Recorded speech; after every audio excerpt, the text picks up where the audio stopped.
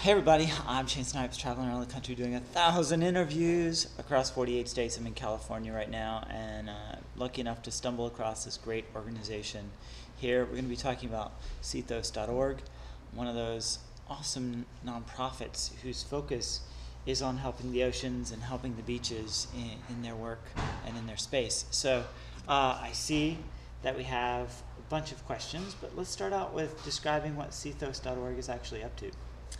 Well, Sea Thos is basically, it's an ocean awareness nonprofit, and we have a couple objectives. One is to do science and research, basically contribute valuable information to policymakers, the public, anyone interested, frankly, so that we can kind of improve our decision-making capabilities around ocean issues. Another objective is to do education awareness, whether that be online initiatives or pledges or even events, local events. Try to kind of build a community around here that's focused on giving the ocean a voice, which is our tagline at Ethos. Give the ocean a voice. Give the ocean a voice, that. yeah. And we keep it open-ended because that could mean a lot of things. It could mean refusing a plastic bag. It could mean using a toad. It could mean, just pledging to support, like Marine Debris Reauthorization Act or the recent move to ban shark fins in California, which brings us to our third objective, which is to support policy and legislation. So from your perspective, and this question comes from Eva, where does making energy out of the ocean via tidal waves, or those sorts of power generations, or putting windmills and things like that, kind of how does that land in this space? That was Eva's question. Specific to Sea Thos or just in general? Yeah, how does that play into this context of protecting ocean? Sustainable energy is absolutely an important initiative.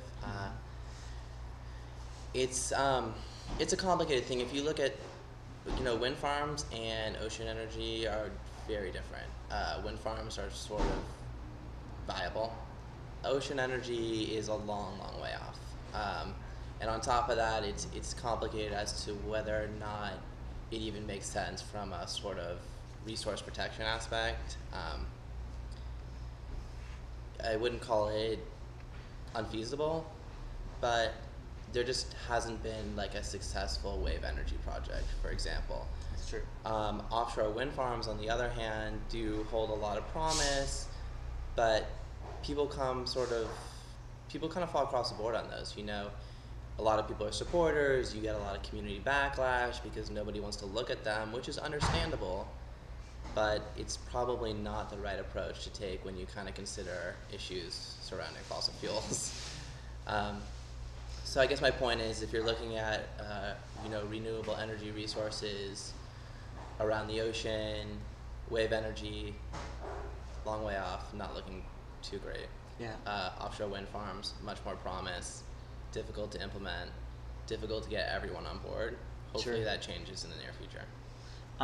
Another question here from Patricia in North Carolina.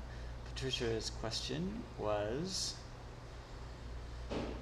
it seems like ocean nonprofits are all talking about plastic. Is it really that big a deal? It really is a big deal, and just to lend some insight, Sea Thos is a fairly new organization, and to some degree, it's sort of the hot topic that people are interested in talking about. People like toads. They like the idea of banning plastic bags, banning single-use plastic bags. So to answer your question more directly, absolutely, it is a really important issue. Is it the only important issue surrounding the ocean? Absolutely not. Overfishing? Probably. It's impossible to say what's worse or what's more important, but it's certainly not the only thing going on. I got a question from Bill, one of my experts. He's like, what are the 3 things we should do to protect the oceans? That's a good question. And it's not an easy one to answer. I'd love to just throw out really simple things like, refuse a plastic bag.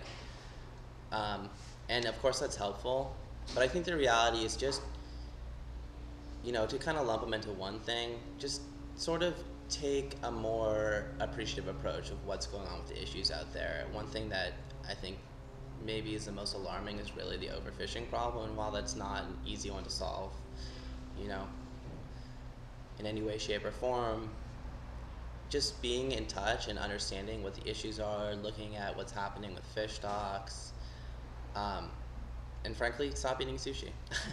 I know that's not an easy thing to do, and it wasn't easy for me, and I miss eating sushi because it's delicious, I'm not gonna lie.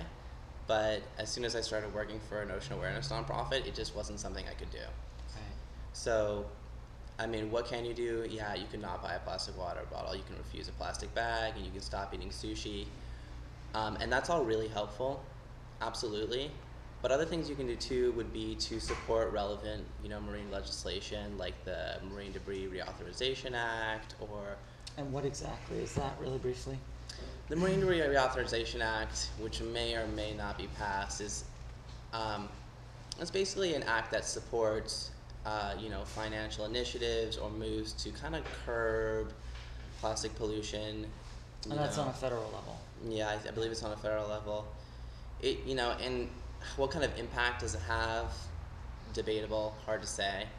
But the point is that it's a move in the right direction. You can't sort of fix all problems just, simultaneously or all at once. It's it's a gradual slope, kind of moving towards a better picture. And what you kind of have to do is sort of support what is available. Do what you can do. Like, will refusing a plastic bag solve all the issues in the ocean? Unfortunately not. But it's also not going to hurt, so you might as well go for it. Choose things that are less harmful. Yeah, basically. And then on top of that, get people in your surrounding area to do the same, because it is a collective effort. And the fact of the matter is that while some people are quite in tune with what's going on, not everybody is. And it's sort of everyone's responsibility to, spread the news. Sounds great. Excellent advice, Adam. Thank you so much. Be sure you check out the organization's website. They have tons of information there for you at seathos.org. We'll be talking about some of the other ways that we'll be able to explore the ocean's health in future episodes of Sustainable 1000. I'm sitting down with some experts next week in marine science. And they have lots of things to say, I'm sure. So we'll get the expert side of it as well. Stay tuned for those pieces. Check out the other hundreds of sustainability interviews on sustainable1000.com. And have a great day, guys. And Thanks don't for forget, tuning in. definitely be sustainable. Ciao.